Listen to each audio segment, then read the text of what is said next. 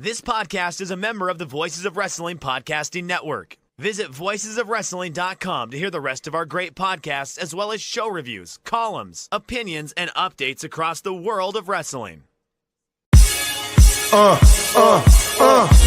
Competition starting to get thick, it's the click, so I hope you watch your A-game. Amen, no rain from the track when we unite and spit. This is an A-game, better bring your A-game. Competition starting to get thick, it's the click, so I hope you watch your A-game. Amen, no rain from... Hey now, it's the Mike and JD Show, episode 105. And I am your host, Mike Gilbert, and I'm joined as always by JD, by God Oliva. How you doing, JD? I'm all right. I got my wireless hotspot today to get away from this rural internet, and I'm already down to one notch. I don't know what's up with that. I mean, like, it's literally the audio, right here. Yeah, the audio's clear, but the video a little grainy, but that's fine. As long as the audio's good, I'm good. It's so frustrating. And I don't even know at this point. I give up. I surrender. Yeah. Well, I had a hell of a week. I was roughing it, man. Can you believe in Kauai, it rained almost like an hour every day, taking down my pool time from like down to 6 to like 5 hours every day? I'm so sorry, Mike. Like, I feel awful for you. It was like 50 degrees here in Northern Illinois, and like wind was awful, and go fuck yourself. So we went to this place called the Royal Sonesta on Kauai. It's in this place called Kalapaki Beach, and that's where my wife and I had our honeymoon. And then we also went there for our anniversary the following year. So we just took our kids to some of the sites that we went to before they were ever born, and got them to take pictures.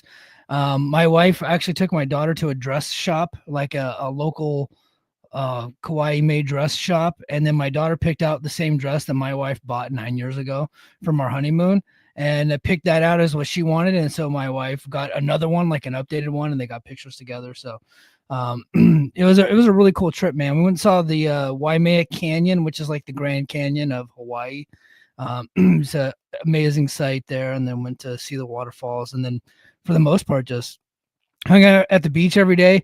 I'll be honest, the first time I watched any wrestling whatsoever was on Friday. And I watched a little bit of Impact because I had the show for Saturday. I was planning on doing the show while I was in Kauai.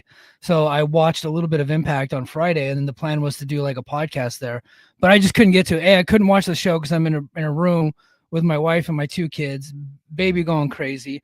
Couldn't watch the show on Friday. Ended up waking up early on Saturday to watch a little bit of the show. Couldn't finish it before we had to leave back to Oahu. And then we get back to Oahu, and I end up finishing Impact. So then I did a live Brace for Impact last night because I was like stuck. I was in a room with my whole family for the whole week. Needless to say, I needed a little time to myself. I get it. Yeah. And my wife does too. She's going to be able to get her time, but I had to escape for a little bit and like veg out. So I was able to finish Impact, and then I just said, "Hey, I'm going to record." She's like, "Do your thing, honey." And so let me nerd out with some of the boys from the Brace for Impact chat. So if you're a TNA fan and you were missing your TNA content and you didn't get it here on the Mike and JD Show YouTube channels, because last week it was exclusive to Patreon because I was on vacation and I wasn't clipping shit for YouTube. So like the YouTube channel went dark essentially for a week. And then I was able to record another live Brace for Impact just last night to reviewing the latest Impact. So, and then of course I got a couple shows coming up next week for Impact related or TNA related. So go to the Mike and JD Show, patreon.com/the Mike and JD Show for all of that stuff. But how was your week, man? Solid. For a little training update, I went and worked at Northern Illinois University, my college, where I went and wrestled.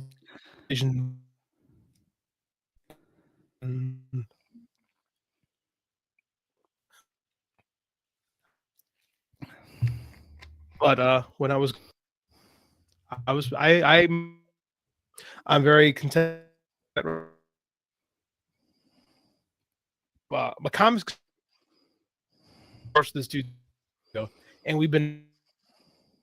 I'm a creator's name is George, and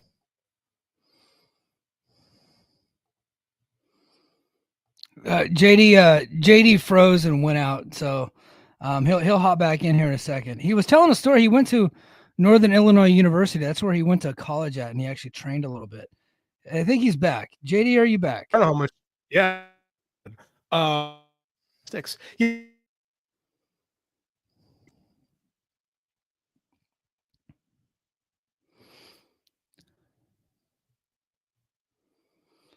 Yeah, I think we lost JD again.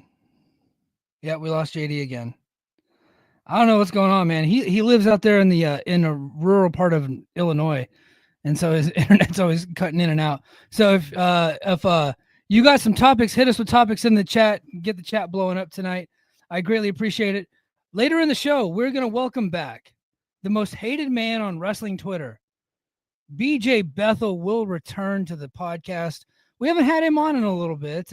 He's been on a lot of other podcasts, but he reached out to me this week and said he's got some shit to get off his chest, and he wants to do it right here on the Mike and JD show. And this is the perfect place to do it. If you get hate on Twitter, which JD, you and I both have been hated at several points in our illustrious podcasting career on social media. And we've been able to shoulder that. And BJ is going through it right now because he dare say that AEW is successful at something.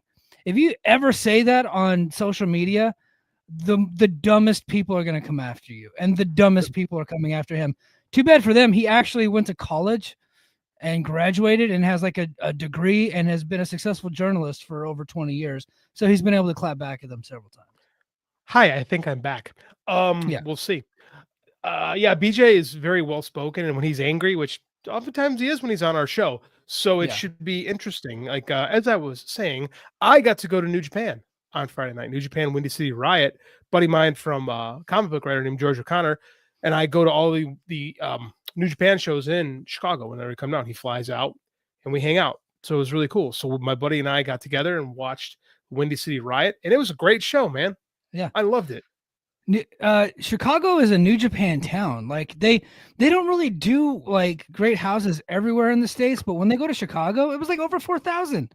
It's like, what's going on? And they didn't even have, whenever they did over 6, I mean, like Moxley was in the main event and Eddie Kingston was on the card, like a lot of AEW talents on that card. Right. So naturally you're led to believe that it's probably AEW drawing that house, but there was relatively no AEW stars on this card other than was Mercedes on the card, I think. Mercedes was not on the card. No, she wasn't even on the card. So, and like the main event had no AEW talent as far as I could tell. I honestly looked at the lineup and it was relatively like not like their biggest lineup, but they did over 4,000. Takeshita was there actually. Takeshita and Kevin Knight, who's now an AEW guy. It was. I believe they outdrew AEW's Thanksgiving show. So I think New Japan actually outdrew here in the Wind Trust, which is they had a great weekend. We actually had C2E2, which is the big Comic-Con that comes in town, and AEW was in the same building as that. So really, New Japan was in the same building as that. So really good weekend for them to come on out. Right, so a lot of comic folks were in town. They were checking it out. A lot of cosplayers. So it had a really cool vibe. Like Gabe Kidd versus Tomohiro Ishii was one of my favorite live match experiences. Like I could not say enough good things about it. Right, it was just a fun match. And why don't you go ahead and run down the card for those that didn't get a chance to watch it? Like me, I have not seen it yet, but it's on my queue. I will run down the card. I got to pull up the card because when you're watching it, it's one thing. When you actually got to do it, it's another. I didn't expect that. You usually always have that stuff, so I'm dramatically. Oh, my bad. Well, yeah, you were there, so I just thought you. I don't remember shit, man. I don't remember what we talked about. We talked for like 2 minutes before we went live on air tonight. By the way, I don't know if you guys can. I don't know if you guys can tell. But we both were a little bit busy before we went live tonight. So, dude, we're dudes in our 40s who have families, so like life is not easy. Yeah. We're not Joe and Rich who just like, prep everything massively. We just kind of go with the flow. I'm on the New Japan site right now. I'm going through looking for that. What's that? Of course they updated this. So like Gerard said that it was just under 4,500. Last year it was like 65. Yeah. So the 65 was when Moxley was in the main event. And I think, and Eddie Kingston was there, and I think several AEW stars were there. But for them to drop 45 without AEW is pretty damn big. It's really quite nice. I mean, Moxley beat Naito for the title in Chicago, and you're not going to get that kind of. This is back when people liked John Moxley, right? Right. So, I mean, it's a totally different experience. All right. I got the card up. Sorry about that. Wasn't prepared. We started out with, look, what was the first match? Oh, Tom Lawler, TJP. Right. Ton of fun. TJP with the win over Tom Lawler. Tom Lawler is the toughest human being on the planet because he can have the gimmick and dress the way he does and not give a shit because he knows he can kill everybody. It was a really fun match. Tom Lawler, TJP have just fantastic chemistry. I came in probably about halfway through this match because it's a long ride from rural Illinois into the South Loop. Do you think that if Tom Lawler just dropped a little bit of the gimmick and took himself a bit more seriously, he'd be a bigger star? Because I think he's really good. I do think he's really good. And I do think that actually, okay, this is going to sound crazy coming from me, but I'm going to say it. I think Court Bauer booked him really well in 2019 when he was the MLW champion, right? He was serious, but kind of had like a wink and a nod, but he was still pretty serious for the most part. And that was probably my favorite version of Filthy Tom. When he was teaming up with Von Erichs and stuff like that. I really like that. I watched him in Battle Right last weekend, and he was dressed like a hobo, like the Brooklyn Brawler, and doing goofy shit, and got eliminated. He was kind of a geek, and I'm just like, what happened to this guy? I legit thought the way that they booked him with that cage match with him and Jacob Fatu when Contra was first introduced and they attacked him, I was like, God damn. They got a monster heel and an amazing babyface with some credibility because he was a legit, like a pretty good, solid UFC fighter. Tom Lawler was, and a pretty damn good college wrestler too. He was an NWCA national champ back in the day. So I mean, Tom Lawler's legit, and I don't love the way he's booked now, like in any company. But I don't know if that's kind of what Tom wants to do. But I would like to see him be a little more serious personally, but I don't know where his head's at. I think he likes jacking off. That was part of his gimmick in the UFC. And I think that's why Dana White soured on him, is because he was coming out doing a lot of the goofy entrances. Like one time he dressed up like Dan Severn, which I loved. I thought that was great. But like he likes to do goofy shit. And he's tailor-made for pro wrestling. But I think if he took himself a little bit more serious and presented himself like a main event attraction, he would ultimately become that. But I just don't know that it's ever going to happen. Yeah, I'm kind of with you on that. Second match, we had the strong tag titles were defended. West Coast Wrecking Crew against Jet Setters. People now know who Kevin Knight is, right? Yeah. And so Kevin Knight was the most over guy in the match, far and away. Just having that little bit of AEW exposure. The match with Ospreay, I think, really helped. Kushida is Kushida. He's slowing down quite a bit. It's kind of funny. I was looking at him doing the Marty McFly gimmick, right? He still does Marty McFly gimmick, but that was supposed to be future Marty McFly in 2015. So future Marty McFly gimmick is now 10 years past its due date. You know, it's kind of weird. West Coast Wrecking Crew is fine. I know they're good. I like Royce Isaacs a lot. You know, he's a lot of fun. Good match. You know, West Coast Wrecking Crew with the dub. Next was my favorite match of the show. Gabe Kidd, Tomohiro Ishii, Iron Man match for the strong open weight title. Gabe Kidd is like the reincarnated Buzz Sawyer. 100%. Right? Yep. That's like totally the energy. Like he's just like he's like a Gen Z. I hate saying that term, but it's just kind of the way to describe it. Modern interpretation of Buzz Sawyer. Like his whole fuck you attitude. He's kind of an edgelord, but he kind of makes it work at the same time. And Ishii is just Ishii, and these two just beat the shit out of each other for 30 plus minutes. We went into overtime, and Ishii won. Ishii is your strong open weight champion, which I didn't foresee happening. This is what happens if you dare talk New Japan. Jeremy Feinstein will find out about it, and he will appear on your show and correct you. It is the world-class Wrecking Crew, not the West Coast Wrecking Crew now, Jade. Oh, it's Jeremy. I was looking at the thing. It used to be the West Coast Wrecking Crew. Are they the world-class Wrecking Crew now? Yeah, it was the West Coast Wrecking Crew, but maybe not everybody's on the West Coast anymore, so. Speaking of strong style. Anyway, as I was saying, thank you, Jeremy. saying Ishii was fantastic in this match, and Gabe Kidd, I really hope this leads to him being pushed as the top gaijin guy in New Japan right now, because I think he's just fantastic. I loved every minute of this match. It really got me going. I think the rest of the card had real hard time trying to follow it up. Azumi took on Mina Shirakawa. Mina's got a ton of personality, right? She's pretty solid. Azumi's great. I'm not a Joshi guy by any stretch of the imagination, but Azumi is so smooth in how she moves. Like, she's fantastic. Like, I'd like to see her get more U.S. exposure. I know she's super happy and Stardom needs her right now, but it's a fun match. Like, Mina's a lot of gimmick here, right? Or here in the U.S., but I think she's better than people give her credit for, to be honest with you. So, yeah, good match. good match. I got to watch Azumi wrestle last year. I think she wrestled Vakir, and I really quite enjoyed that. So, both times I've seen her in the last 2 years, she's been pretty good. Zack Sabre Jr., David Finlay. David Finlay is such a scuzz bucket. Like, he comes out there, his hair's all slicked back and greasy looking. He looks like if you touched him, you need a tetanus shot, which is just great. I think David Finlay has really found himself. I thought they were going to program him into that top Gaijin spot, that, Kenny Omega, Jay White position, right? After he lost to Goto a couple weeks ago, and now he drops the match here to Sabre. I just don't know where we're going with David Finlay. And I don't know if that's a bad thing, because I think the War Dogs kind of suck. So yeah. I don't know, man. I don't know. Maybe Jeremy can correct me on this, but they don't do anything for me. Right. I feel like every 6 months we hear that David Finlay's going to the WWE. So maybe that's why New Japan hasn't really made him the top Gaijin, because they're always thinking he's probably going to leave, but he just never leaves. Possibly. I don't know, man. I don't hate him. I think he's actually found his right gimmick. I think he's really good in this role. Like, yeah. I think that David Finlay, this is the best version of David Finlay. I really believe that. Me too. I don't know where they're going with him right now. Maybe that's a good thing. Maybe that's a bad thing.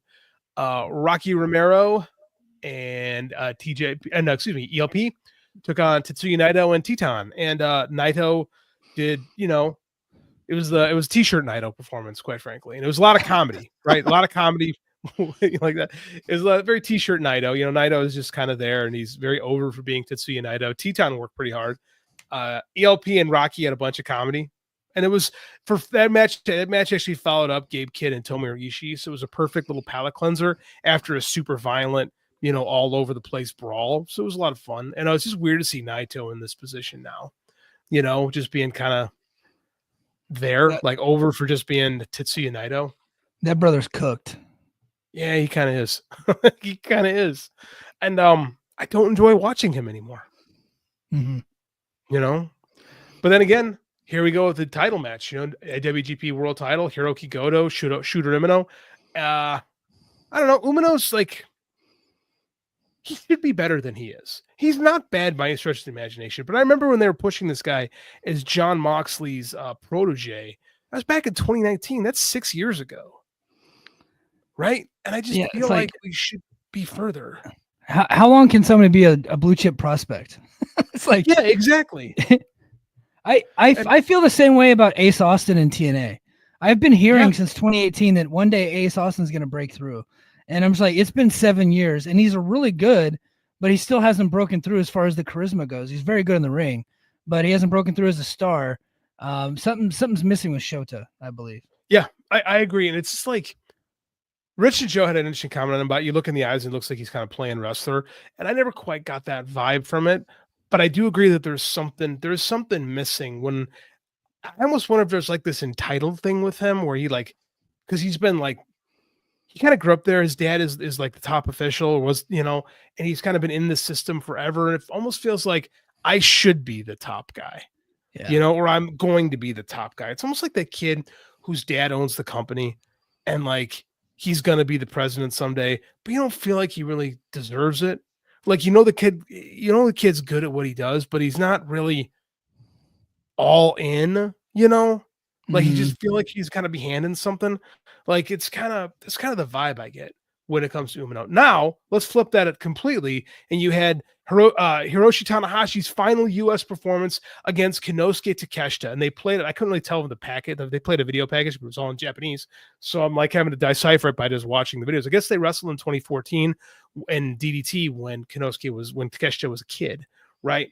So this is Takeshita. They did a lot of Ric Flair, Shawn Michaels-esque type stuff where Takeshita doesn't really want to have to destroy Tanahashi, but kind of does anyway.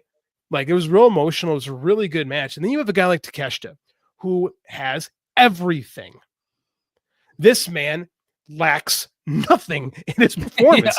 He's fantastic in the ring. He's remarkably charismatic. He just oozes charisma, and he's cool as fuck. And I was sitting by a couple girls, and they're like, that's the hottest One girl said, this is the word for it. That's the hottest Japanese guy I've ever seen in my life.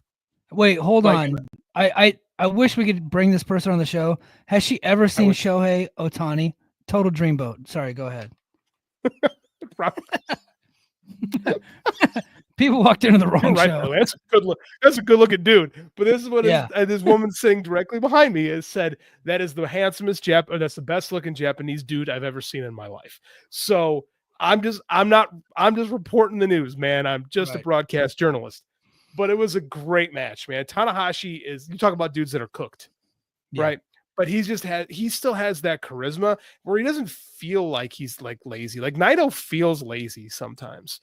Tanahashi doesn't feel lazy. I feel like he just doesn't have it anymore. And as an old man trying to like chase a ghost, I get it. But Yeah. like, I know exactly what he's going through because last year I'm training for my final ever fitness test, right? And I'm getting up at like 4:30 in the morning and I'm hitting the track and I'm doing sprints. And JD, I'm not lying when I tell you this. In high school, this is not very fast, but for like a chubby white guy, this is pretty fucking fast. I ran a 4.840 in high school, right? Which is not going to get you drafted by the NFL, right? But it was still pretty damn fast my senior year, 4.840. So I'm 41 last year and I'm training for my fitness test and I get up and I'm doing 400-meter sprints. So I do like a 400-meter sprint, go around the track, sprint around, and then I walk a lap, sprint a lap, walk a lap, sprint. And I would get to like, to where I would do at least 6 sprints, right? And my first sprint on my first day doing it took me it would normally take me back in the day probably would have been like for a 400-meter like maybe like a minute 20, right? But it took me like a minute and 45 seconds to do my first sprint. And I couldn't believe it. I was like, man, why am I so slow? And then it dawned on me, I have 2 bad knees and I'm 41 fucking years old. before my that's internet, why I can't sprint. before my internet died, I was telling you about when I was training this week. I was training with the college kids at NIU, and the first day I just drilled, and we did live parterre, which is Greco top bottom, and it was about 35 minutes, and I was fucking dead. Yeah. I was exhausted. And I was a shape guy. I was a guy who won everything on shape. The next day we wrestled 2 consecutive live matches, and I wrestled well. I got through it. I was fine, and then afterwards I just dripped with sweat. Yeah. And the last day I wrestled one of my former athletes who's wrestling there, and we did 10 1-minute goes with 5-second breaks in between. I did it. I was fine. I wrestled great, but then afterwards I was remarkably exhausted. Yeah. So what we're trying to get at is we don't think Tanahashi taking his foot off the gas. We're saying that's all the gas he's got left. Correct. Right? Yes. Correct. Yeah. We can relate to this, the old aging athletes. Like when you get to a certain age, you just don't got it. Like to be like, and the fact that he's still there is amazing. I think Takeshi's like 28. So he's in his prime, and I don't want to say he carried Tanahashi, but it was a fun match and it was very emotional. Yeah. And, Tanahashi or Takeshita wins and, when he's still a heel, but he gives respect on the way out and the whole locker room clears to show respect for Tanahashi. And then we have a moment of between ELP and Takeshita. And it's like, oh, ELP, man, Takeshita was going to kill you. Like he's just going to kill you, which is fine. Yeah. I love seeing that. But I mean, it was just like a good vibe. And Tanahashi, he barely speaks English, but he's cutting a promo to the crowd and the crowd's just eating it up. And you could see he just feels it. And that's why he's Hiroshi Tanahashi, right? It's that like, I know Pro Wrestling Love was Muda's thing, but it was just like, you just feel that with Tanahashi. You just feel how much he loves being here and how much he loves doing this and how much he truly cares about New Japan Pro Wrestling and the fans. And like, man, it was just a cool sight to see. I mean, I was really glad I could be a part of what should be his last match. Yeah. In the US. Am I crazy that I think that it would be better for pro wrestling if Takeshita was full-time New Japan and part-time AEW? Like, no, I think he made New Japan his priority, and then he would just come in and do matches here because I think if he was full-time New Japan, he would absolutely be like their main attraction. He would be the guy that they've been looking for a long time, and he would be their next star. And then he could come in and work shots for AEW because I don't think he's ever going to be that guy for AEW. And I love Takeshita. I think as a Japanese guy, it's a hard position to be in. I think it's a hard position to be the top guy at any American company. I just do. However, I think it's a massive statement when a DDT trained guy retires in the US, not permanently, but in the US retires Tanahashi. I think that saying that New Japan is fully behind him. Like he's got the never open weight belt, which who doesn't have the never open weight belt, but they're into him. Jeremy and I were talking about who's going to be the guy to take the belt off of Goto. The Goto reign, by the way, is working. Like I think it was someone who said to you, was it you that, or was the King of the North had a thing where someone's like, "Oh, New Japan is trending down." It's like actually, it's not. Like they had the biggest Secure Genesis crowd they've had in years with Goto as champ. Goto as champ is drawing, right? Like this is working. But at some point, and I love Goto as champ, but at some point, someone's got to beat Goto, and I just don't know who that is. I'm starting to come around to that Takeshita might be that guy. Yeah, I think I don't know how much longer he's got on his AEW deal, but if I'm him, I'm strongly considering doing New Japan full time and being their guy. I know that the earning potential is probably greater in AEW, but I don't know. I think if he's a homemade guy in Japan, I know he's a DDT train guy, but I think that if he goes back to New Japan and he becomes like their next Okada, like that's pretty damn huge. I don't think he'd be poor. Jeremy says Goto is the best book world champion in wrestling right now. I don't disagree with that. I don't disagree with that at all. I loved when he won the world title. When he beat Zack Sabre Jr. I thought that was like the best match of like the year so far. And I know there's been more matches with more kickouts and all the other stuff, but I just thought that was the most like dramatic, emotional match that I had seen. And I don't think anything has topped it since then. There's been longer matches.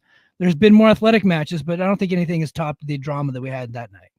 It's a feel-good match of the year, right? I was trying to talk to my buddy George and tell him, compare Goto's story to somebody. And I thought about it. There's nobody in pro wrestling that has the Goto story where you're like always the bridesmaid, never the bride for the longest time. And then all of a sudden you become the champ and everybody's so happy that you finally did it. And you get to keep the belt for a while. Like I can't think of anything in American pro wrestling like that. The closest I came up with was when Piper won the Intercontinental title for a hiccup. Yeah. That's not even like Goto's the top of the company. Like I can't think of a comparison. Yeah, if anyone's got one, I'm all ears. Yeah, no. But the last thing I want to talk about on New Japan, this is not a New Japan show. But I do want to get your thoughts on this, and Jeremy in the chat, I want you to sound off. I'm not saying there's any smoke to this fire. I'm just saying this is interesting, and we're allowed to be interesting on this show. Well, what do we make of this? What do we make of this right here? The Rock on Instagram playing with a Rubik's Cube, wearing a New Japan shirt, and New Japan puts that on their Instagram. What do we think? A lot of AEW fans were pretty insecure about this. They're getting upset, saying that The Rock is going to steal the relationship, and then some of them were saying, "No, that's never going to happen. They would never turn on Tony Khan. Tony Khan, blessed be thy name of Tony Khan." But they were going a little bit crazy. They were pretty emotional about this whole deal. What do you think of The Rock wearing the New Japan shirt on Instagram last night? I think The Rock's wearing a New Japan shirt on Instagram, and I think New Japan is. I think somebody asked me like, "What do you think?" I think The Rock just has the New Japan shirt. That's my thought, and I think The Rock, like he what does he call himself in WWE? The Disturber or something like that? The Disruptor. Yeah.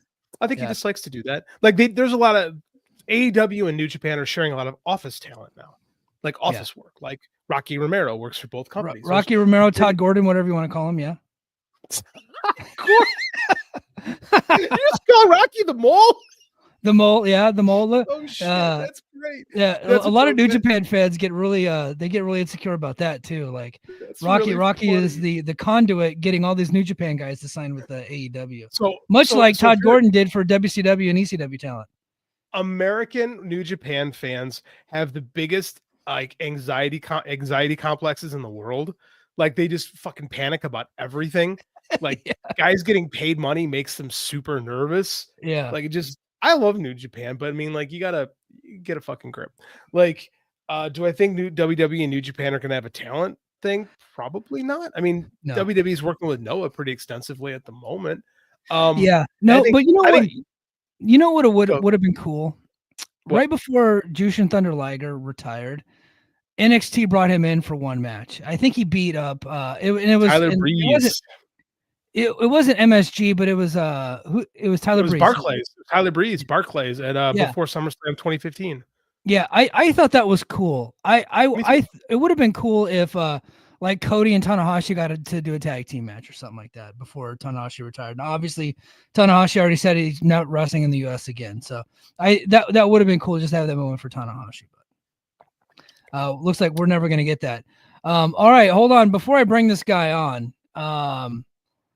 got to do a little bit of a backstory. So BJ Bethel is that broke the news that AEW is not a failure.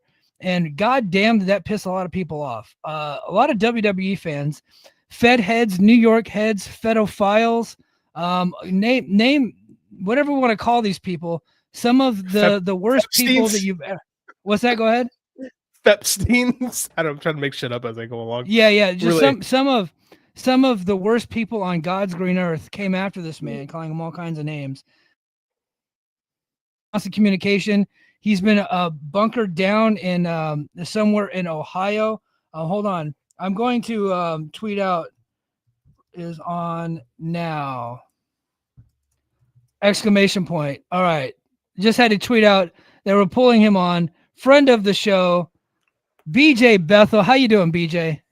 Great. How you guys doing? America's Most Wanted in the same motherfucking place at the same motherfucking time. Unbelievable. Yeah, man. I know what it's like to be constantly attacked on Twitter. I've had my I've been brutalized before on several occasions, but nothing like what I saw happening to you. The sad part, this isn't even in my top 10 or 20 or even 30 of attacks, which is, I know it's hard to believe because it's been a lot. I pissed Michelle Malkin off about 10 years ago, the conservative commentator, and she decided to repost an insult to me so it would draw some lynch mob at me, and I was getting What's funny is many of the people who were blasting me are now anti-Trumpers, but what kind of like got her to like forget about the whole thing and take me down was I mentioned this book she did defending the camps they put Asians in during World War II. She actually wrote a book like that. That was the worst I'd ever had. It was pretty. Wow. It was like 2-3 constant days of just hammering. But is she still a thing? Do people still talk about her in years? And it's so nice not to. Yeah, it's great. But yeah, she actually I can't remember the official term for it. But yeah, it was right after 9/11. She was kind of like doing. It was a really bad book. It was an evil idea, and she was trying to defend it. And I just well, she wasn't doing it at the time. I just commented on something she was talking about. The book was like 12 years old by then, and people forgot about it. I reminded her of it and was in her replies, and that caused her to like completely like block me, get me the heck out of here, because she didn't want people to remember that. So I was like, okay, I'll just dig up this. I remember this portion of your past. I'll throw it up there. For those who don't know, Michelle Malkin is Asian, so the fact that she wrote that is even crazier. That's part of what I think the kind of sensationalistic idea was, but this is completely off the wrestling topic. But I'm just trying to tell. That's what people know. Like I know, oh my God, you're just getting ripped so hard. It's so bad. It's so terrible. And it's like, yeah. So the move when these crazy people are coming after you, which what I've learned, it's usually off of a singular tweet, and they will say some of the worst possible things you could say to a human being, right? The thing is like you just walk through it. I usually mute the tweet when it gets too bad because I'm like, I want to be able to still scroll and I don't want my notification thing blowing up. So I typically will mute the tweet. But then every once in a while I'll go through is like, okay, let's see what like some of these creative people are saying. I remember like a couple weeks ago, they just kept calling me fat, gay, and retarded. And I'm just like I could walk through that stuff. That's no big deal to me. I was born in the 80s. Like I grew up listening to Sam Kinison. You can call me whatever you want. It's not going to hurt my feelings. But called you fat? They'll come after your family. They'll come after. They'll do all kinds of stuff. But none of these people are good people. Not smart people. And if their opinions were worth a goddamn, I would be offended. But none of them are worthy of respect. I mean, people in their 20s and teens, they should stay away from people like us. Men and women our age are built of what we went through We went through the trials of hell of trash talk and bullying. Like, you're not going to survive. You're not going to survive in our arena. Which is why.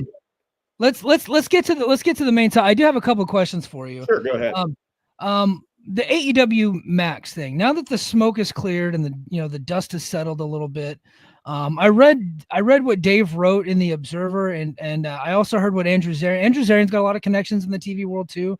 And I think actually with WBD he has connections, and a lot of people are trying to decipher what you wrote and say that what was Andrew's comments on it? I haven't heard those yet. Could you? Well, share? So Zarian was saying that he wasn't questioning your reporting. He was saying that he talked to somebody. He said maybe the number was so high that it wasn't an average. It was probably a peak viewership type of situation, and that a lot of people, when you're watching on streaming during commercials, if you exit the app and go back into it, you're counted every time you go back into it, and that every time like you're watching it and then the screen freezes or the screen pixelates and then it reloads, you're counted again. So that the same person could be counted upwards of 10, 15 times per episode. And that could also inflate the numbers. And then Dave was saying that the way he looks at it is he didn't think that it was possible, not possible. Possible is the wrong word, but he was looking at it. He's like, I don't think that this is an average viewership the way that Nielsen tracks viewership. It is probably I wrote that in my article that this was not a Nielsen number. The Nielsen number is a live number. My number that I was able to get was live +1. And there was also the key thing that I want people to remember when they're reading this and they seem to forget is the deviations from week to week. And it's also highly susceptible to what else is on TV, what else is on Max at that point. And also what's viral at the moment. Like I was told that the Max, like Mox getting hit in the back with the bat and it's sticking to his back, that popped some viewers because obviously it went viral. It was kind of crazy. But my number was a live +1 number. So that was the live show plus a day plus an extra 24 hours after the show. Right. Okay. It's a great number for AEW regardless, but it is not the same number as the people watching live at the moment. Plus, these numbers deviate very much so week to week. That's just the nature of streaming. It comes down to what the competition is on TV. It comes down to just, it could come down to what the weather's like outside. I mean, if there's more people stuck inside having to watch TV and are looking for something, or maybe it's a specific match they're wanting to watch. Those things play huge factors into it. They have a lot of metrics they can run into this, but they also look at this. The part of the reason I did this story, and I've been working on it for 3 months, is I wanted people to understand, just to have an idea of how streamers measure these things. And also the other thing I wanted to know was just how locked up these numbers are. It took me 3 months to get anything. And I really took a lot of work. I worked on some sources for months, and I had to I finally had somebody was able to provide me with something I could bounce with other people and then get feedback from and some confirmation from. Like, this wasn't something I just did in a week or in a night. I mean, this was something I've been working on since both shows went on streaming in January. And I don't think people kind of understand that that's part of, I think the scandal is with these numbers is that they're so hidden. It's not totally indifferent from the TV industry before Nielsen was around. But right now, as long as the streamers have so much leverage and control over the landscape, the advertisers are and the producers, the content producers are kind of at a disadvantage. And that's something I wanted to put out. But I also wanted just to find out, how are they doing? I mean, I don't think WWE's doing they're not doing great numbers on Netflix, but that was kind of expected. The demos aren't great on Netflix for them, but they do provide Netflix with a different type of viewer than they were getting before. They're also in a war they're also having to deal with the fact, AEW and WWE are in two different separate worlds right now. WWE's all streaming. AEW's got like part of a leg into it, right?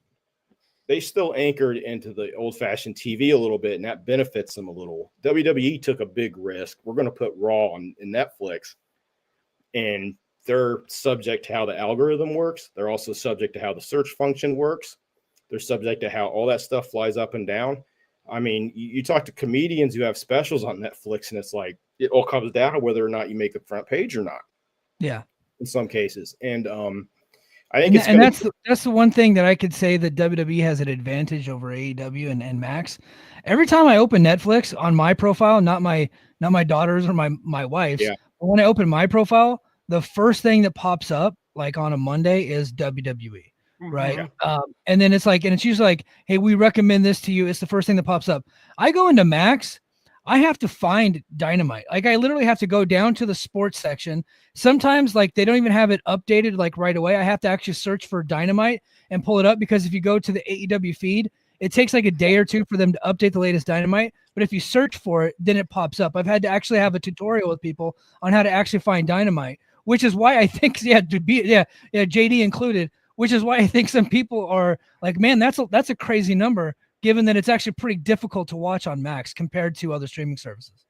Yeah, it like I said, it all comes down to a lot of it is just where you're getting placed on that front page. Yeah, how the algorithm's treating you, how the search function's treating you. And I mean, from everything I've been told, the Warner Brothers is very happy with AEW. I mean, David Zaslav is not a giving guy. If they weren't happy and they weren't making money and they didn't think this was a good deal for them, they wouldn't be doing it. This is a guy who shut down 2 blockbuster movies that were already made, all in the can, just so he could get a tax write-off. Yeah, I mean, this guy's got. I think he just sold Looney Tunes. So that's actually coming out. Oh it's Roadrunner and Wile E. Coyote, whatever that one's called, but that one's actually coming out. Okay, Coyote versus Acme. Okay, this is a guy who took Looney Tunes off the Max channel, Warner Brothers. I mean, the Warner Brothers in Looney Tunes goes back a century. Like that's for history. They're actually putting it on YouTube though, because I subscribe to the YouTube channel now, because I actually just started showing my daughter Looney Tunes. So and then they're pulling it off of Max. So I'm like, okay, well, it's on YouTube now, so I'm actually watching it on YouTube. My son actually. Yeah, I'll have to look on there. I like it. So I'm a grown man and I love Looney Tunes. I hate to say that, but yes. Oh yeah. No, I think that's a lot of thing too. Is like people don't understand from the media world that David Zaslav is very famous for being remarkably frugal with his decisions, and like specifically film people hate him. They hate David Zaslav. So the idea that they're pissing money away willy-nilly does not run true in other aspects of the media. So I think you're right. Is like if they thought AEW, and that's the grifter mentality, is that AEW loses money all the time. Like it's a failure, blah blah blah. Without any evidence to support it, by the way. Without any evidence to support it, just vibes. Vibes. They're not as. I mean, it's just capping, I believe, is the term. They cap for the big multinational corporation. Yeah. So I think I've been enjoying this whole thing. I have enjoyed watching people absolutely freak out about your reporting, and it's been entertaining. What surprised me the most is like how fast people forgot that I got the AEW deal right.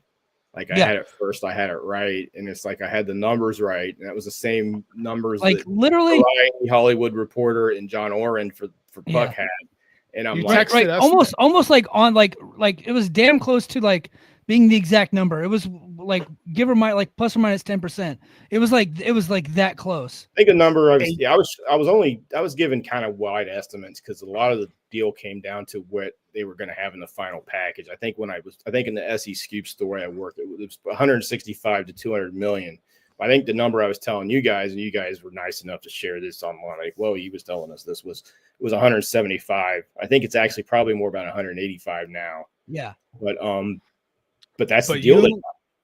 You told us that months before it was reported. months before it was reported. I could go back through the chat and expose our group chat that we had going on at the time. And you were like, yeah, I think it was like 175 or 180. And then the number ends up coming out like right around that. It was Yeah, crazy I was pretty how accurate close. that I was pretty proud of that. But I think people don't understand is I worked in the TV industry in the news industry for the last 10 years. I have a lot of people that I know that have gone on to better jobs at better places, and I still stay in touch with them. Dave kind of mentioned some of that in a tweet he made earlier this week. Like he's the WWE ref. It's always complaining about stuff on Twitter. You know, he was that guy, Corderas. Like Kyoto? Corderas. He's That's such a fraud. Yeah. I'm going to get into this a little bit, but you know, I just, you know, I put a job link for Indeed on my Twitter today. I just hope that, you know, Eric Bischoff, Jim Cornette, Jimmy Corderas, you know, I mean, you need to touch some grass, man. Get out of the house. I want to say this for you. You are not a wrestling journalist, right? No, You are not. I'm not going to bury Sean Ross Sapp or those guys because that's what they do. They cover wrestling. You are they do it really well. They do. Yeah. I'm not burying right now. But you are a real journalist. Like yeah, I agree. I agree 100%. But you're not in this. You're not in this culture war. Right? No, you are a real journalist. Like you actually report on stories. You piss people off that are actually important in the world. Yeah. Like you're not a clout chaser. Yeah. I told the story on Patreon. I did like a solo thing, like right after your story came out, and just commenting on the story. And I was like, here's what I know about BJ. He wants to get everything right so much that one time he was working on a story, and me and him, I actually helped out a little bit on a story that he was working because I had to decipher some military jargon for him. Like that's how accurate he wanted to be. Is like I actually looked at some of it, and then I was like, hey, I'm still active, don't report it, but I'm retiring in a couple weeks, so you can say whatever you want now. But like at the time, I was like, yeah, I'll look through this some of this for you. That way you can get the story accurate. And then sure enough, you were able to do that and put out a pretty damn good story. Yeah, I appreciate. That was the Ashley Massaro story. And I was able to get, you know, sadly, I was able to get the NCIA. I was able to get, you were able to explain to me why 3 branches of the government were investigating Ashley Massaro. I don't think people really even understand like the full links that the military went to look through that. And I that's one thing it hasn't really gotten out. But yeah, I try to get it right and I'm scared. I'm paranoid about getting things wrong. I mean, I'll take some leaps of faith where needed, but I won't do it if I think it's gonna. I mean, it's your credibility is the only thing you really have, and my credibility is built up through the news industry. It's not built up through wrestling, but I've been right enough on wrestling where I think I deserve some credibility. I have tried to do some of the regular reporting wrestling stuff, and I've not done it very well. I've been wrong. I have been wrong in points. Embarrassingly so, where I have gotten things wrong. And a lot of that's just because of the nature of reporting in the wrestling industry. It's just very like, I keep hearing, well, who's your sources? Well, who has any sources they quote in the wrestling business when they're doing wrestling media? It's like, you can't get anybody on the talk. And I sure as hell wasn't going to expose people that I talk to in the TV industry to the wrestling fans on Twitter. That's just not going to happen. I mean, I got credibility through everything that I built up through my news career. And to me, this is more of a news story than it is a wrestling news story. It's a TV story.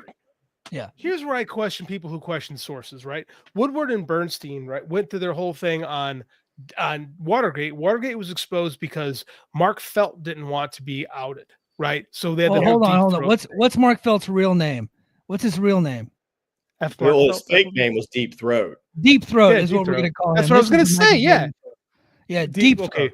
Deep Throat was what Mark Felt went by. So, but for decades, people didn't know who the source was on Watergate, a scandal that took down a presidency. But only in pro wrestling, we're like, well, you don't want to expose your sources, so I can't believe you because we're talking about the fucking attendance at WrestleMania 3, which seems to make people bleed out of their ears whenever that conversation comes up. That's like, to me, that you nail it on the head right there. It's like Dave's been fighting almost a war over this for 30, 40 years now. And it's a war of stupidity because it's sanity. Like, he's got sources from the actual city of Detroit. He has sources from the Silverdome. He's got sources from people that ran the event. And it's like, oh, we're going to well, Vince McMahon makes some number up on the spot when he's in the ring. Oh, we're going to go with that. And Bruce Pritchard's going to go with that. It's the thing people also need to realize is some of these guys who are doing this complaining, you may think of Jim Cornette as a Crockett guy or Mid-South guy or a Smoky Mountain guy. He's not. Jim Cornette and Eric Bischoff worked for Vince McMahon longer than they ever did for anybody else. If you count the years down, that's their guy. And I can tell you, because Cornette was taking some of the same shots, and you can really, it was through some of the stuff that they didn't say about me where you could really see the grift going, which was they used me, called me a nobody just so they could use it to attack Meltzer. Right. And it's like, okay, you're not going into any of facts. You obviously can't use Google. You obviously can't bother to look at my Twitter bio, which all you got to do is click on my face when you're looking at the tweet where the story was at. It's just, once it hits social media, everything takes on a life of its own. And I know these guys aren't making any money doing this stuff. I mean, Bischoff wouldn't be selling mortgages for Conrad Thompson. And by the way, I want to say this. I called Conrad Thompson on Friday. I got his phone number from somebody. I called up. I said, hey, my name's BJ Bethel. I'm a reporter from Ohio. I was mentioned on a show you did with Eric Bischoff today. I'd like to talk to you about it. Give me a call back. I'm still waiting to hear from him. So should we call him live on the air? Hold on. I got his number right here. I know I legit have his number from a podcast I did with him years ago. We won't call him live on the air though, because that. Oh, I would love that. That's the thing though, BJ. There's no money. There's no money in their grift in attacking you specifically. The money in their grift is tying you to Dave Meltzer. They've made this. Well, they've made Dave sort of he's kind of like an Obama figure to their Rush Limbaugh. Yeah. Where he plays the role of what the media is, the real media that actually works and reports, then dies, reporting in Syria, that assholes like Rush Limbaugh and the idiots that sit in Fox News studios, target and defame and lie about. These people are putting their lives on the line. They're making well below the money they should be making, while a bunch of millionaires sit in some little radio studio or in a New York TV studio and talk about, how awful these people are, who are actually putting their lives on the line to report about tragic events, real things like that. And in a smaller way, that's kind of what Dave is to these people. And I think they're also, one of the reasons they attack Dave so much is that Dave knows a lot of the things that these guys have done in the past. And they know that they have a certain trust with him that he's not going to talk about it, even though they use him they target him so frequently on their shows. And I just, I know some of the stuff that's in their past, and, I think maybe that's one reason they don't want to take me full on. It's just that I'm not, I'm a real reporter here. I do investigative work. I do enterprise work. I'm not going to say I'm the greatest in the world. I try not to suck at it. But I'll tell you right now, if I thought there was a story on those guys, and I know there's a lot of stuff in their backgrounds to look into, just through the years and just because of the business they're involved with, I would take a crack at it, but Dave's not going to go there. No. Well, it all started with Bruce Pritchard. I think there's a safety they have at this give and take. I'm not really, I shouldn't say I should be interested in doing that. That's not news to me at all. I could care less what these guys get 23 years of, really, to be honest. But to me, BJ, I'll give you the backstory on how all this got started. Okay. So Bruce and Conrad started a podcast where they were essentially copying the Lapsed Fan. Have you ever heard the Lapsed Fan podcast? Yes, it's an amazing podcast. Amazing podcast. They literally beat for beat ripped off that format, ripped off the show, down to fucking Bruce Pritchard doing similar voices that JP was doing on his show, right? Bruce Pritchard, essentially copying the beat for beat. The only difference is that the entire time, and where they got their most attention, is when Bruce started trashing Dave's reporting, because much like a Lapsed Fan, they're pulling out an old Observer, they're going through the periodicals of the time, and they're reading the news of the day while they're covering a specific story. So Bruce Pritchard's doing that, but at the same time, Bruce Pritchard's trashing Dave's reporting, saying it's fake news, it's all bullshit, yada, yada, yada. And then that just blows up. And then so Eric Bischoff sees that. Eric Bischoff at the time is doing a podcast with Nick Hausman, right? Literally where he's complimenting Dave Meltzer's reporting, by the way, and speaking highly of Dave and Wade, specifically like those two guys. But then he sees the money that the Pritchard Show is making. He trashes the podcast he's doing with Hausman, and then joins up with Pritchard or joins up with Conrad, and then they do the same exact format, except for Eric Bischoff isn't funny and can't do voices. So the entire time is like no matter what the story is, that always comes back to Dave Meltzer must have lied about something. That's the grift. Like no matter what it is, it comes back to Dave Meltzer. Well, the real problem with it Dave Meltzer full of shit and he's lying. And that's how that's where they get the clicks and the views and all that stuff. They found a similar format in trashing Tony Khan. Eric Bischoff watched what Jim Cornette was doing. Jim Cornette does it way better because he's actually funny, right? And actually has a personality. And Bischoff saw that Jim Cornette blew up trashing Kenny Omega and the Young Bucks. And so guess what? Guess what I'm going to do now? I'm going to put Tony Khan and Dave Meltzer on every thumbnail on YouTube. And that's going to be the whole thing. And we're going to grift until the cows come home because that's the format. And that's where I think what really also shot it to another level was Pritchard was able to get his job back after doing this. Yes. That's the big thing. And those guys want the paycheck. They still see that last paycheck. And they don't care what hurt it may do to the wrestling business or what turmoil it may cause for wrestlers online or reporters, even guys they're friends with.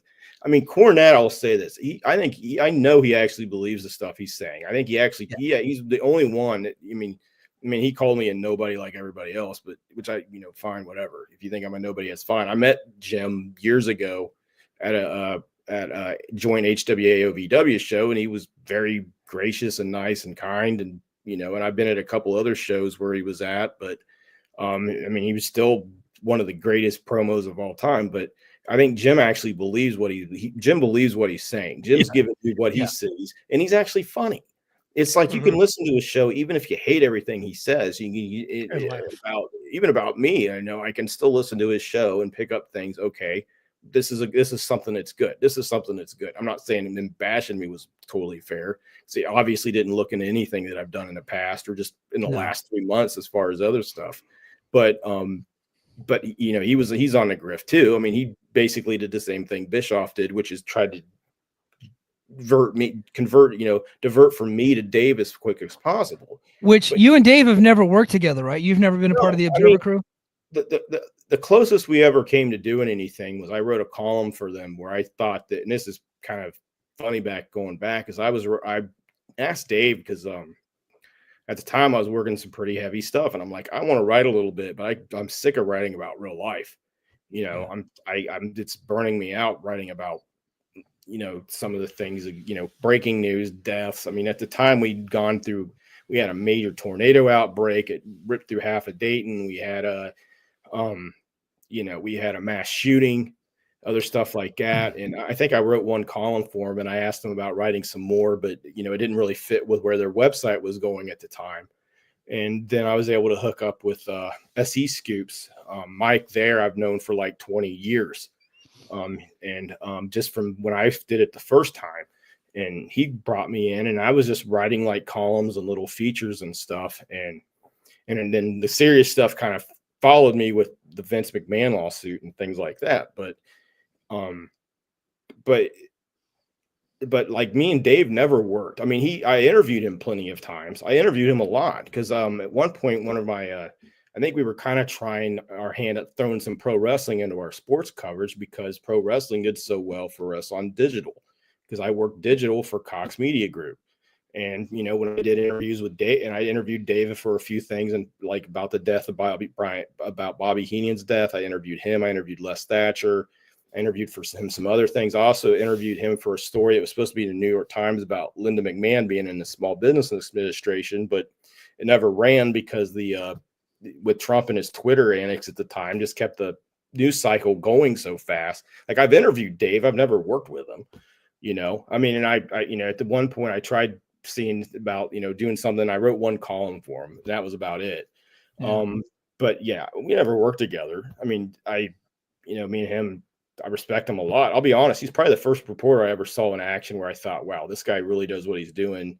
You know, I see everybody. I went to the Brian Pillman Memorial Show in 2000, and just about everybody in the wrestling press is at this thing. And I'm watching everybody, and they're kind of eating free food and hanging around. Some are getting interviews, and I watched Dave work, and it was like watching a master class. You reminded me of somebody like Buster Olney or Hal McCoy or a young Adam Schefter when he was on the beat working a locker room, where he would just go, he knew everybody. He would say hi to everybody. When he talked to you, he looked you in the eyes. He was absorbing everything. That's was one of the first reporting classes I really had, was watching Dave Meltzer work. You know, then as I went along and, you know, started getting in newspapers and covering sports, covering Ohio State. And I saw other beat writers doing, that's how they approach things. The real pros attacked it like he did. That's his school. And, but yeah, that's to the extent of my relationship with Dave. Yeah. But it's like, you know, it's like, yeah, we talk sometimes and that's about it. But, you know, it just, the thing is it just drives me crazy. It's like, okay, if I would have reported they were bad numbers, which, you know, I've reported some bad stuff about AEW, and that never seems to get brought up. And it's like, what's the point of all this in any way? It's like, I don't understand how in the end this makes them any money. I don't understand how they think this is going to get anybody any jobs. I mean, Bischoff already had the chance. He was running SmackDown or Raw or whatever, like 7 years ago, and he got fired in 3 months because all he did was sit in catering. It's like, he's not getting a job. Yeah. What's that? He's job. Yeah. He had, so with Nitro, he really did set the world on fire with Nitro. And he's been riding that wave ever since. He ran out of ideas quickly into that run. I think Bischoff created the perfect 3-hour wrestling show where he had enough variety and enough going with it, with a lot of help from a lot of creative, smart people.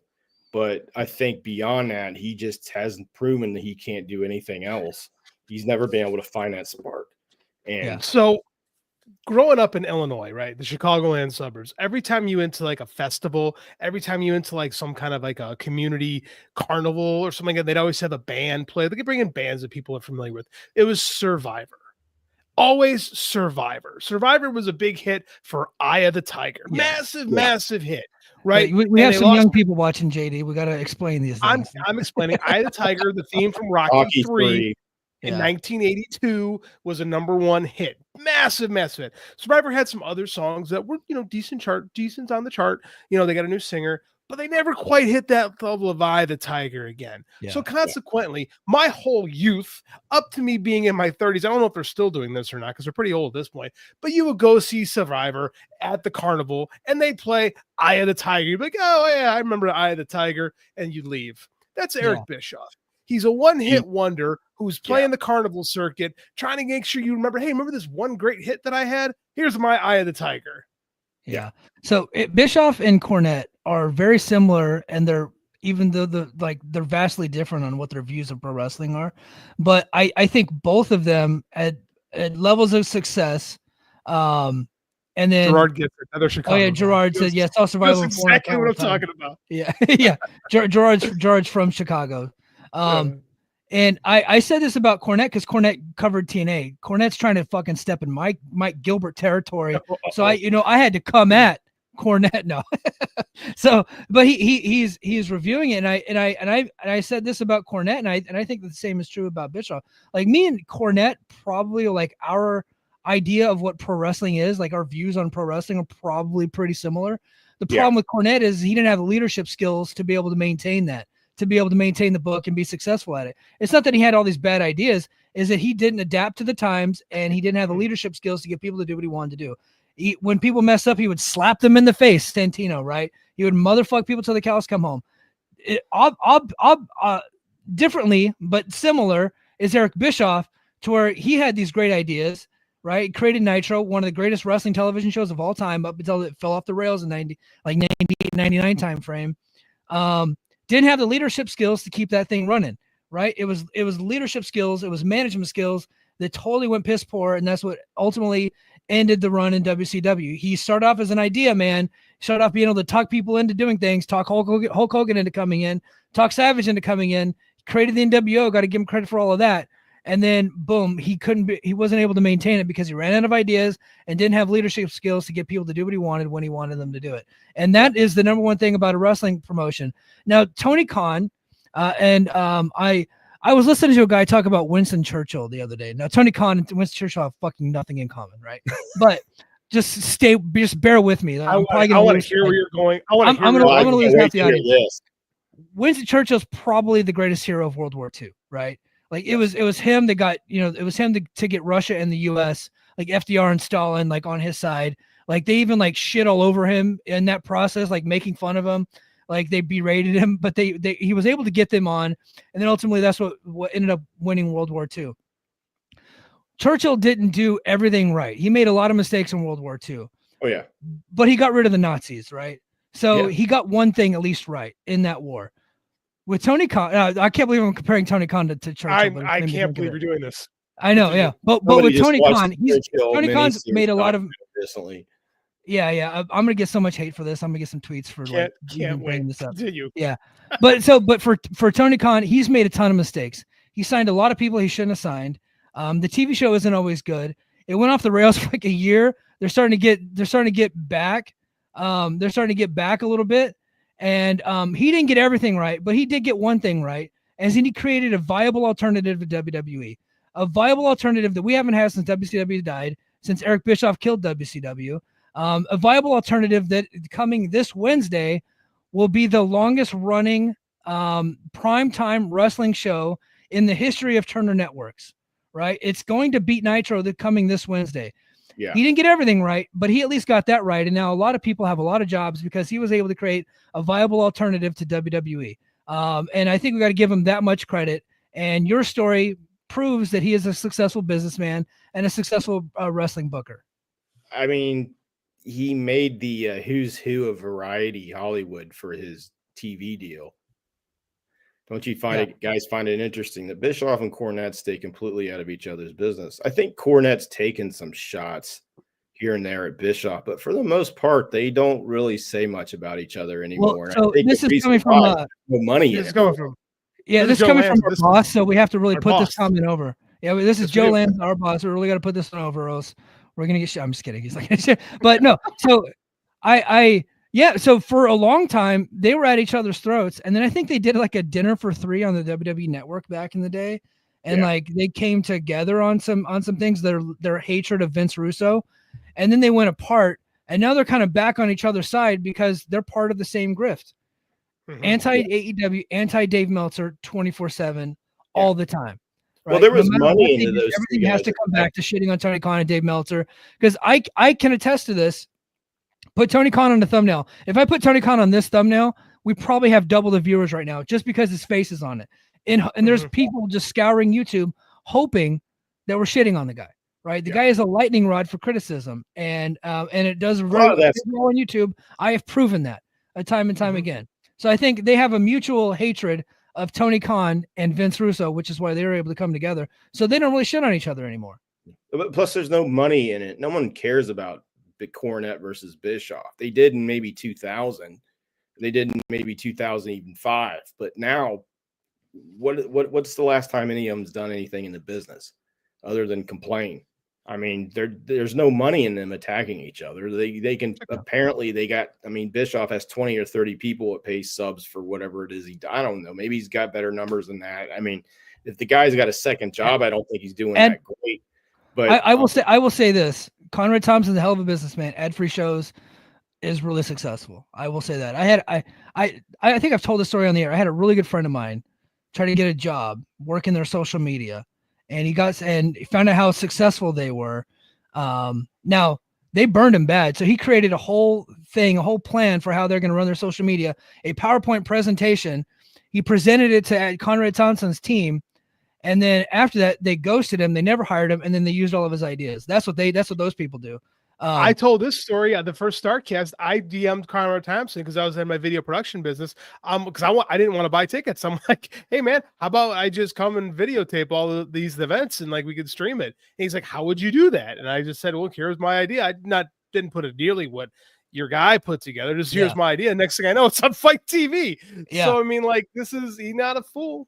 He's not a fool. That let's just say that you guys' experiences and what you've talked about right now, that's pretty typical of what I've heard about him. And there's a reason why certain wrestling reporters don't mention him by name at all. His reputation's kind of taken quite a bit of a hit. I mean, and look who he's putting on the air. I mean, he's done a lot of damage to the internet wrestling culture, if that's really a thing or not. I don't know, but I called him. Still waiting. Yeah. I don't know why my flashlight's on my phone, but I'm still waiting for you, Conrad. So if you want to talk, yeah, no, I won't be calling Conrad Thompson live on the air. I could. I wonder if that's the same number that we use to coordinate. It could be dead. I don't know if mine's dead. I don't know. I got it from somebody I think was pretty tight with him. But yeah. Hey, before we let you go, BJ, to me, it's like I'm not going to sit back and let people take shots and say what I'm reporting is not true when I've checked it out and had it. Yeah. And I've triple and quadruple checked it in some instances, and had them come back and just say, "Oh yeah, this guy's a nobody. Why should we believe him? These numbers aren't real." I mean, like it to me that I'm not gonna. To me, that's just like it's as much as lying yourself if you're not gonna fight the lie. Yeah. So there is nothing to gain for you to lie. Part of the reason why I'm here tonight after a 9-hour shift. Really tired. So, there's nothing for BJ to gain to make this story up. There's literally nothing. It wasn't behind a paywall. It was a free story. SC Scoops is not getting a shit ton of ad revenue, right? So you weren't selling subscriptions for it. So there was literally no reason. You just had the story. It's a television story. It's a story that's bigger than wrestling because we have this issue in the streaming world, and everybody's experiencing it all at the same time, where the content creators are not and the advertisers are not getting the numbers, and you were able to get your hands on a small sample size of the numbers, right? And that was ultimately the story. This was not BJ putting the story out to get himself over, although you do like being successful. That obviously you want to be told that you're good at your job. But this wasn't BJ trying to take the piss out of WWE. It had nothing to do with WWE. It literally had nothing to do with WWE, but for some reason the WWE people were the ones that got the most upset. But here's the thing, though, like how many people, real quick, I was like, how many people have we seen try to create content to support WWE with the intention of going to work for WWE, right? To try to get involved in that. So like, it's a lot of projection where the idea is, well, this guy says something nice about it or something positive about AEW, then he must be he must be in the bag for Tony Khan. Right. He must be getting paid by Tony Khan. He must be trying to work for AEW. Like, this is the thing, is like, we've reached the post-truth era where reporting on numbers like doesn't matter anymore. All that matters is what's your angle? What are you trying to get out of this, BJ? Where they don't understand the idea of a reporter just reporting what they've learned. I mean, it's okay. It's like it's trying to. I mean, okay, we were familiar with the commander-in-chief's comments about people that join the military, right? He can't understand why they do it. Mike can tell you why he did it right now. Yeah, I was fucking poor. Yeah, well, I was poor, and I was getting ready to manage my own Pizza Hut, and they offered me $23,000 a year to take over my own store. I want to fight. I wanted to serve something greater for myself. I mean, no, that was not the case. I was just dirt poor white trash, and I needed to get out of a small town. Well, we all start.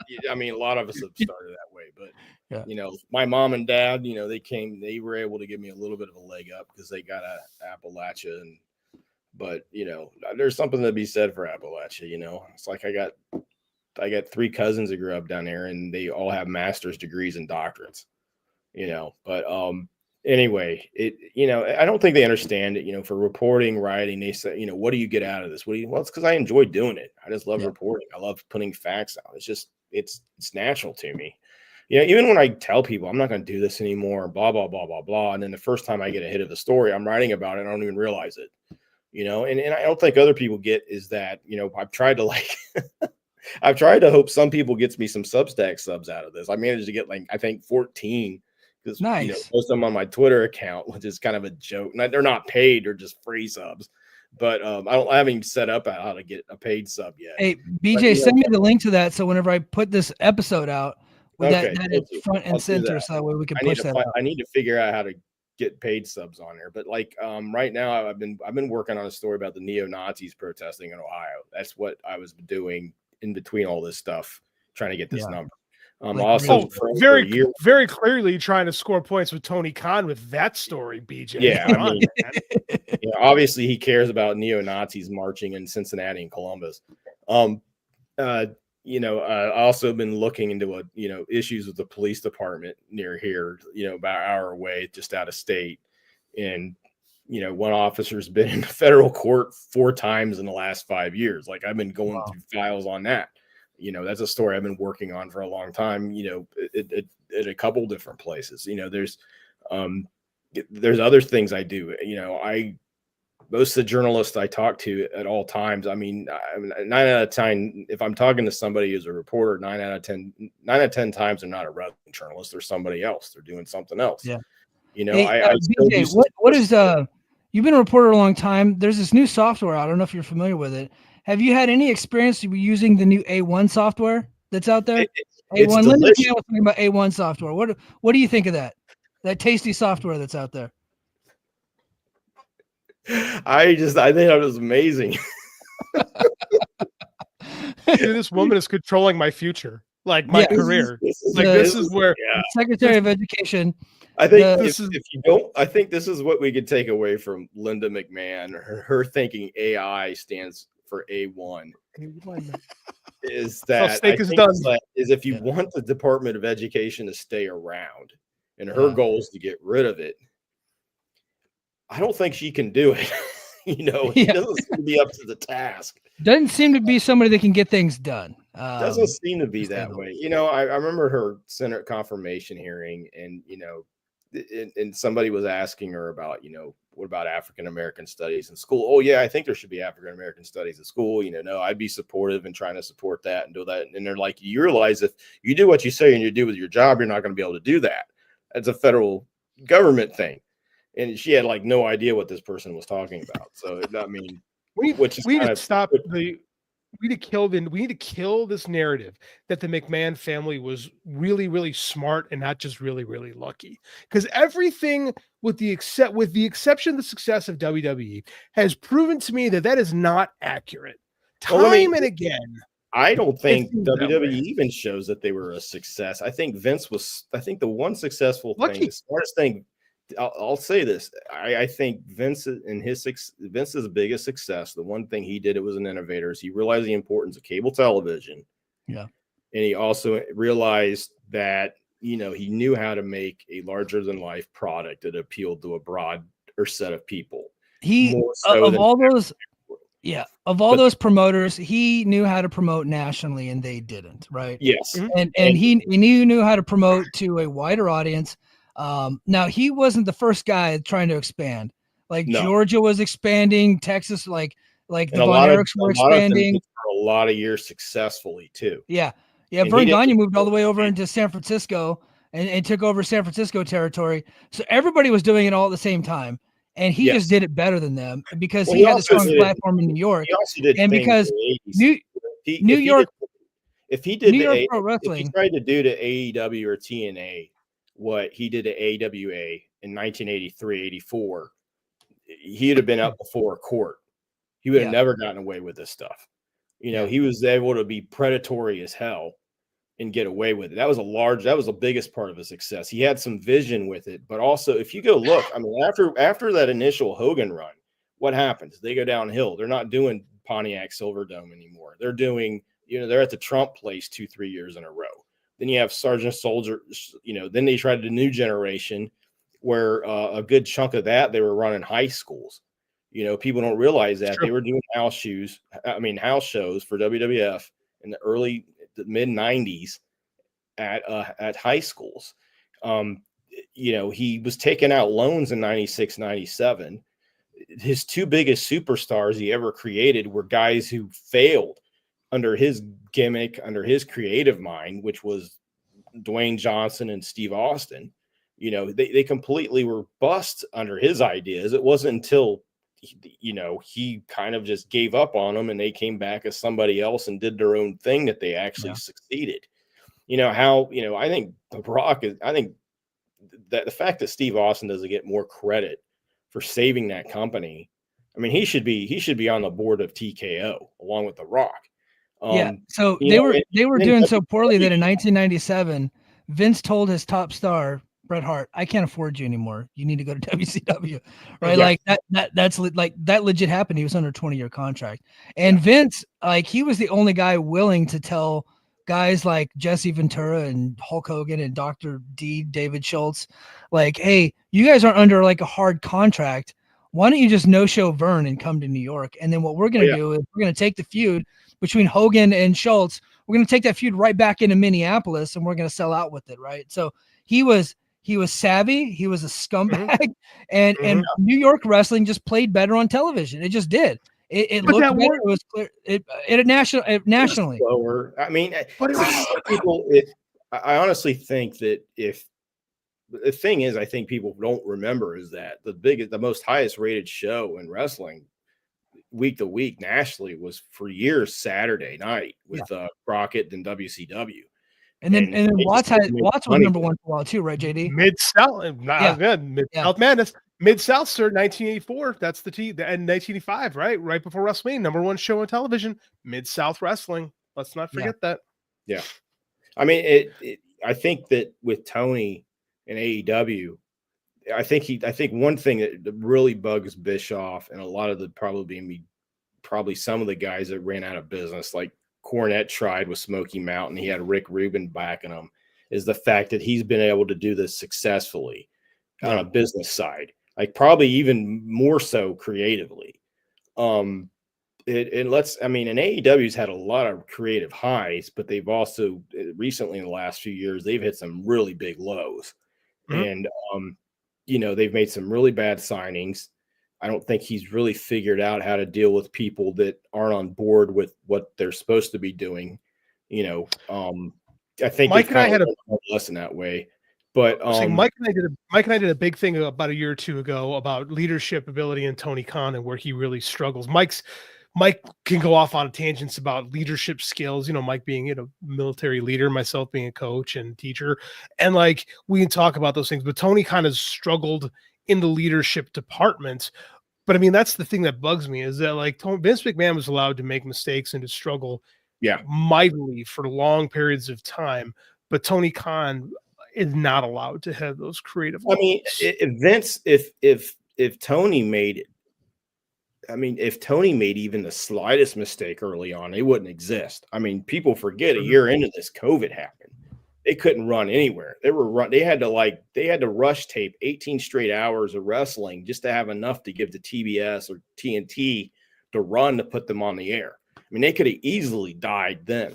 The fact they even survived COVID, to me, is just a huge success story. And then for them to carry this on to get this massive TV deal, and he's not lying when he says this. Tony says, this is the most successful secondary what do they call it? A second brand or the competitive brand. Secondary startup. So he's comparing it to like the AFL in 1960. Yeah, and he's comparing it to AFL, USFL. Obviously, some like Bellator, like to UFC. You know what I mean? Like Bellator. Yeah, I mean, I think it's definitely better than all of those, minus the AFL. I mean, you would have that. To me, that's the only comparison you can make to it. And even the AFL doesn't get legitimized until 1969. But the thing is what's funny to me is that I think this is another thing people need when I want them to read my reporting and they read the replies and responses. And I want to thank everybody. I read a lot of people in the chat right now who back my stuff and support my stuff. I really want to thank all of you for this. And I want to thank you two guys too, because you've done a lot to back me up. You put me on here and let me get my stuff out to the wrestling world a little bit. But I also want people to realize when I talk to WWE fans, and there's a ton of them out there in the real world, and I talk to them at work and I talk to them at places, they don't talk about anything like this, like they do online. They're not obsessing over Tony Khan. I mean, I had one person who's been trolling me nonstop. He was up tweeting for 18 straight hours after I posted that story. Yeah. You know what I did after I wrote that story? I answered a few DMs about it, and then I went to bed. Yeah. Is that a real person at that point? I forgot. I'll be honest. I didn't know there was an AEW media call that week until I accidentally called Brandon Thurston in the media in the middle of it because I wanted to ask him something. And then he's like, I picked up the phone by accident, but the media call's on, right? What media call? AEW, Tony Khan. You probably listened to it. Get off the phone. First question. Yeah, because you're not part of like their press credentialed core, right? Like you don't get those emails. I mean, I probably could get on there. SE Scoops has had a lot of people on there, but it's just I don't have time to do it. I'm usually working, or I'm doing something, or I'm chasing kids, or I'm working on other stuff, or doing a job. Crazy. I have a job. That's what that's my advice to the people who are tweeting at me is to get a job, find a girlfriend or a boyfriend, one or the other. I'll be honest with you, I don't know if these are a lot of people. I think these are a lot of bots. I think you talk about someone for 18 hours. I think that's a lot of bots. I think that's a lot of people still wasn't a bot. That's the scary part. Guys, I think we got to figure it out. I think WWE has been able to manipulate A1 to create a lot of different bots.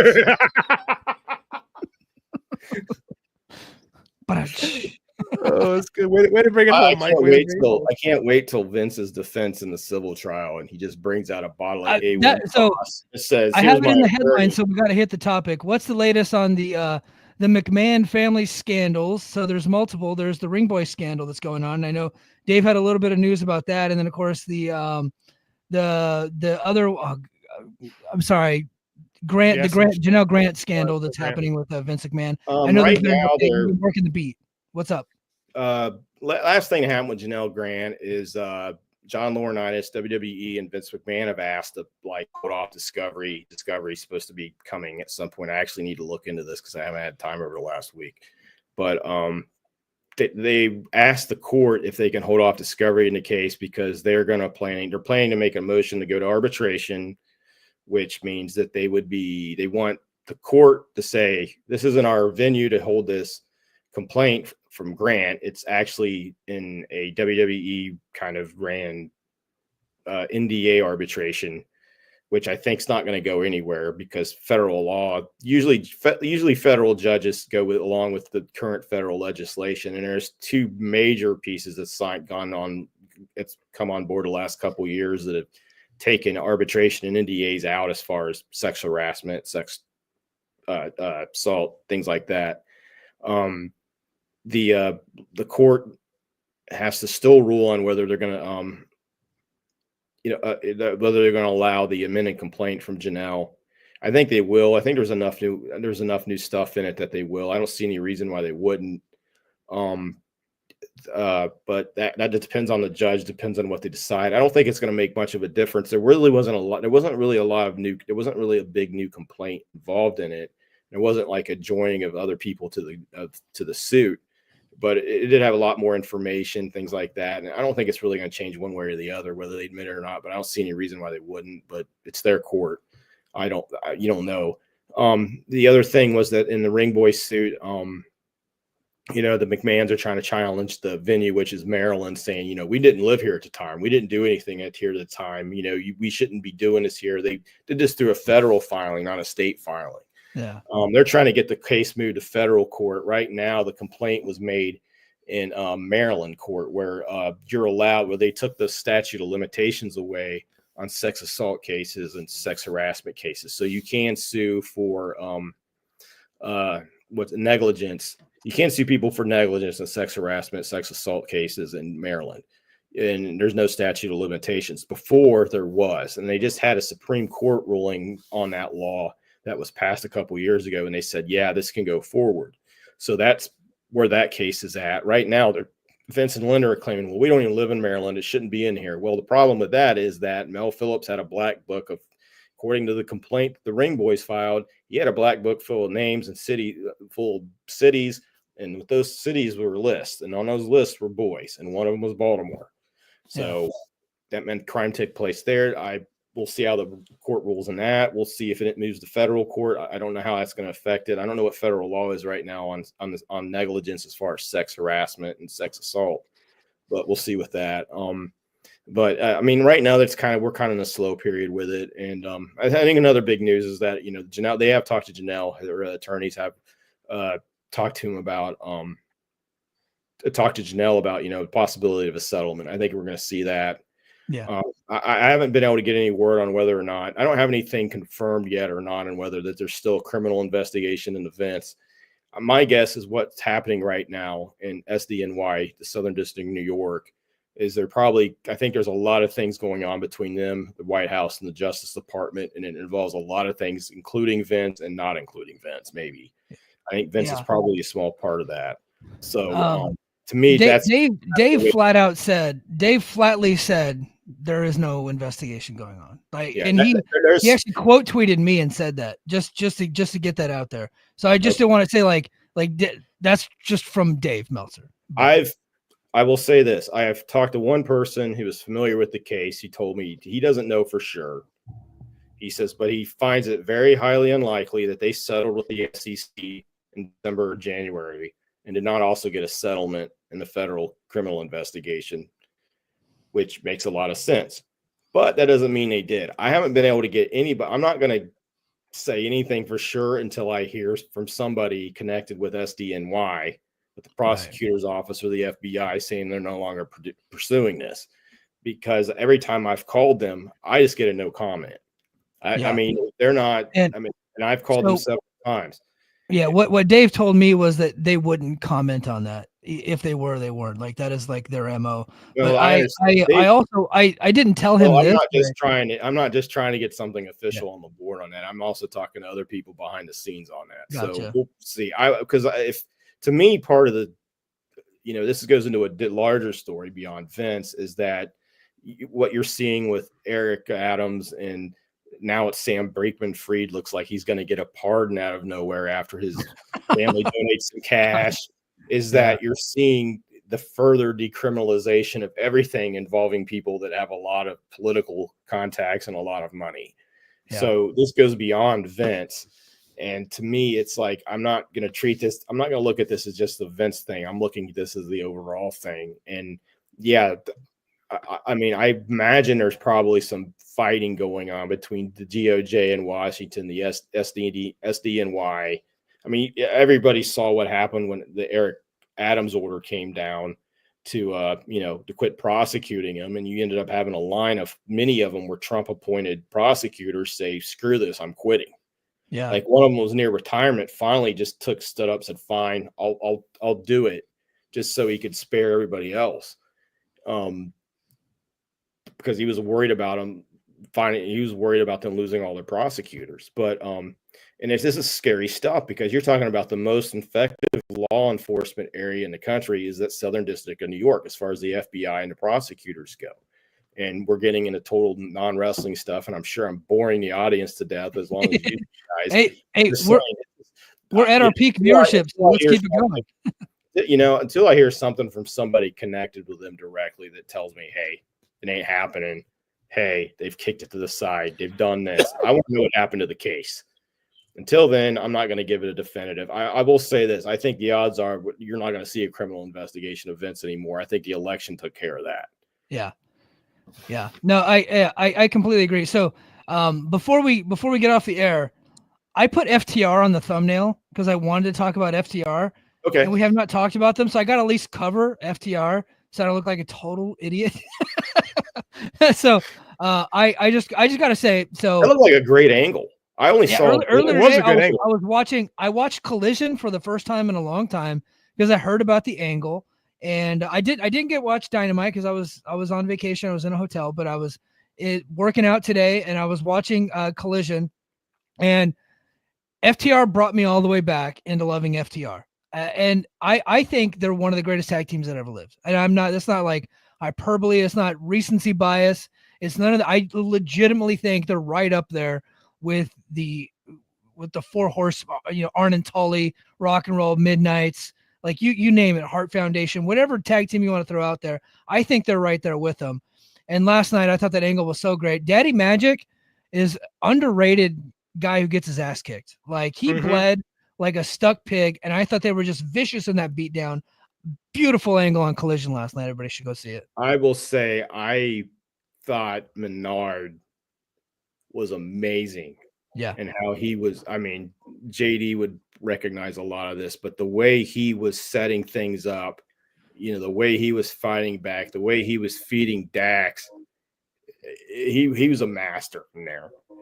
I thought the angle with Shivani and Nigel and Garcia, it's like every time I get mad at him, it's like the old Dumb and Dumber thing, just what I think, you're a complete idiot. Then you go and totally redeem yourself. It's like, I'm like, okay, why the hell did they burn the Hangman face turn, then have it get overshadowed with Swerve getting, the double knees from the Young Bucks, and then they bring it back to Dynamite, and Hangman brings this other thing to it where he's running to the locker room, and you don't know if he's gonna go tell Swerve to eat shit, or if he's gonna tell him, look, I didn't have anything to do with the Young Bucks. And that gives Nana a little thing where he says he can, I just want to say I regret it, and then Hangman still. I mean, it's like this is a great angle. Like these there's certain angles in there that are just absolutely fantastic to watch, and there's other stuff you can kind of see that isn't measuring up.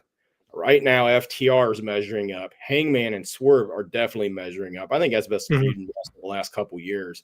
Agreed. I mean, Cody and the Bloodline was. I'm sorry. I like Swerve and Hangman are on a level of storytelling that's well beyond that, and I think the women's division's fabulous, and Toni Storm is probably a generational promo. Like the way she's able to just make you feel, oh my God, what's she going to say? Almost like a chill up your back, like how it makes you uncomfortable while you're laughing, while getting over, is a skill that I have not seen from very many wrestling people. And this is somebody who, when they came to AEW, from what I was told, she had her confidence totally shot. Yeah. As far as her ability in the ring, and as far as her ability to cut a promo, especially. And they were pieing her in the face on Raw, treating her like a total geek, right? And like that'll do it to you. How come Triple H doesn't get crap? I mean, I hear about Ethan Page, I think I like Ethan Page. I really like Ricky Starks. Okay. I even love Sean Spears. I think he's great. I love him in when he was in the Pinnacle in the Johnny Ringo Psycho chairman role. I thought he was great. BJ, we were doing so good until you said you like Sean Spears. That's it for tonight's show. No, I'm just kidding. but what I'm saying is that, they get hit for the guys they let go. But how much? I mean, what AEW's main event scene look like right now? If they didn't have Athena, if they didn't have Mercedes, whose crime was wanting paid what Charlotte Flair is being paid. They didn't want Will Ospreay or Okada because they didn't think they were worth the money, because they didn't think they would know where the hard cam was at. They let them all go. They let Swerve Strickland go. They let the Hurt Business go for nothing. It's beyond me why they don't take more heat for this. Like, imagine, I mean, look how stalled out WWE creative is right now. Like they're still hot, but they're hitting some bumps. And it's like any one of these people could have really thrown some gas and got them hotter. And it's just stunning to me. They're not getting more crap for this. I was thinking about this Ricky Starks thing the other day. And like I'm a fan. I've always been a fan of Ricky Starks. I think he's really good. Yeah. I was thinking though, if you have a chance, like you two guys, right? You get Ricky Starks on one side, you get Kyle Fletcher on the other. If you had to pick one, I would have gone with Kyle Fletcher too, quite frankly. I pick Fletcher every day of the week. Oh, yeah.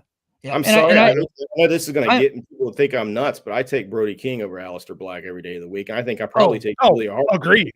Yeah. I mean, Julia, for all, guess what? She doesn't have the body that you think is going to take a lot of damage in the long run in a wrestling ring. But man, creative, she's got the brain, she's got the heart, she's got the passion. She's going to make it.